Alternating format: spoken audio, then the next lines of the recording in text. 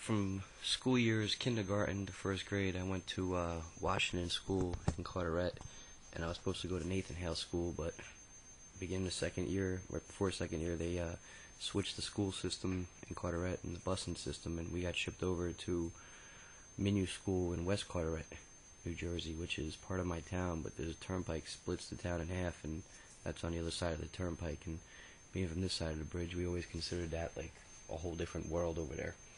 And a lot of people still kind of do.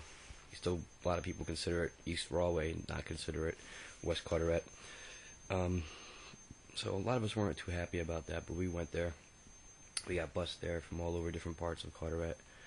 My first day there, I'll never forget. I was so happy. I wore my Motley Crue Shout at the Devil shirt. One of those old school iron-on ones where you go to the store and you pick it off the wall and they'd press it for you. I had a Motley Crue Shout at the Devil shirt, and it was awesome. I was so happy. I loved that fucking shirt as a kid. I seriously did.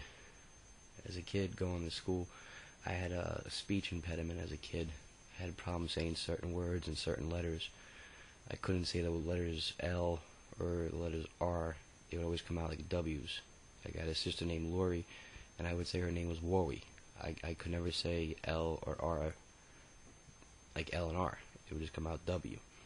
So for years as a kid, I got made fun of somewhat for that by people, and I'd have to go to special speech classes to learn to pronounce letters and words the proper way.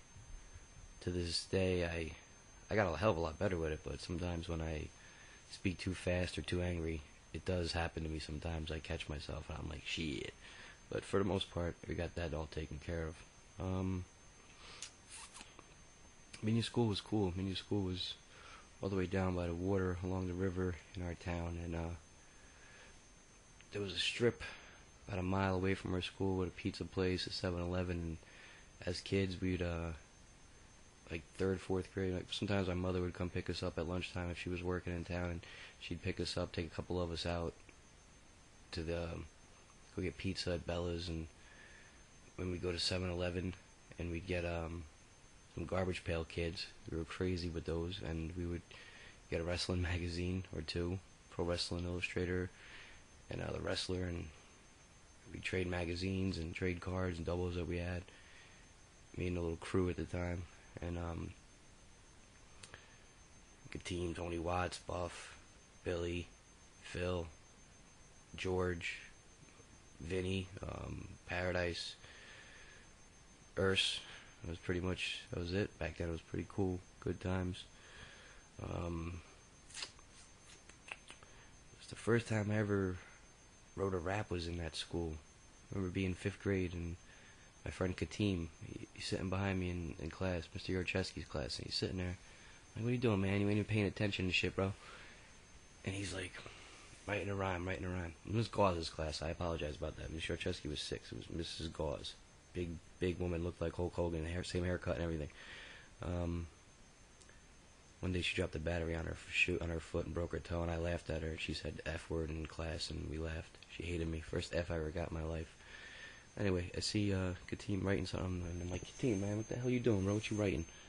He's like, I'm writing a rhyme. I'm like, writing a rhyme? What you talking about writing a rhyme, man? Writing a rap? And he's like, yeah. I'm like, word, man, teach me how to do this. Katim was like, it's simple, man, blah, blah, blah, and gave me a few little pointers and tips, and a year or two later, I started writing little corny raps about my dick and my balls, and the girls thought they were funny. Charlie and Dwindle, I'd call them. Charlie was my cock, and Dwindle was my balls. Those are my first raps. I actually found a copy of Dwindle not too long ago that I should scan for just old time's sakes and shits and giggles, but that was my first introduction to writing raps. And then I just started writing them for fun, stupid raps, just to make people laugh, corny. I'd never really share them much with people, but sometimes I would write them down in my journals. We were wild in that school. We were really wild. Our senior year, our 8th grade year, our principal, Mr. Ruella, died.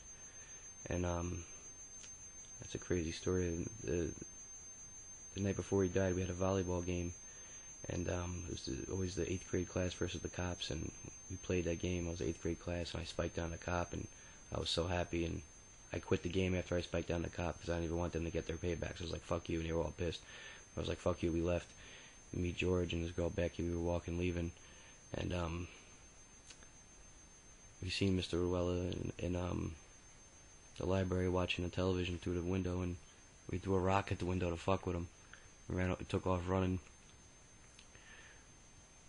Went to Bella's, got pizza at a Slurpee at 7-Eleven. Next thing you know, next morning we get a phone call from Urs and this girl Michelle, a bunch of her little crew at the time, and we found out Mr. Ruella had a heart attack over the night and died, and we were like, oh my God, Jesus. Could it be that we threw the rock at the window and we scared the shit out of him? It was so bad.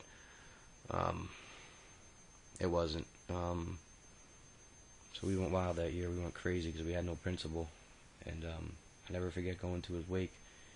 Me, Urs, and George, and Ox, and Paradise and Vinny weren't there, and we went there, and his wife was like, he talked about you kids so much, this and that. And the guy hated us. Like, every time we seen the guy, he called us stupid ass, or stop being a donkey's ass, or he always had these little quotes, but looking back on it, he was trying to teach us good, but he had this tough love way of saying it. And actually, looking back on it, I wish we had more teachers and principals like that at the time. We went crazy.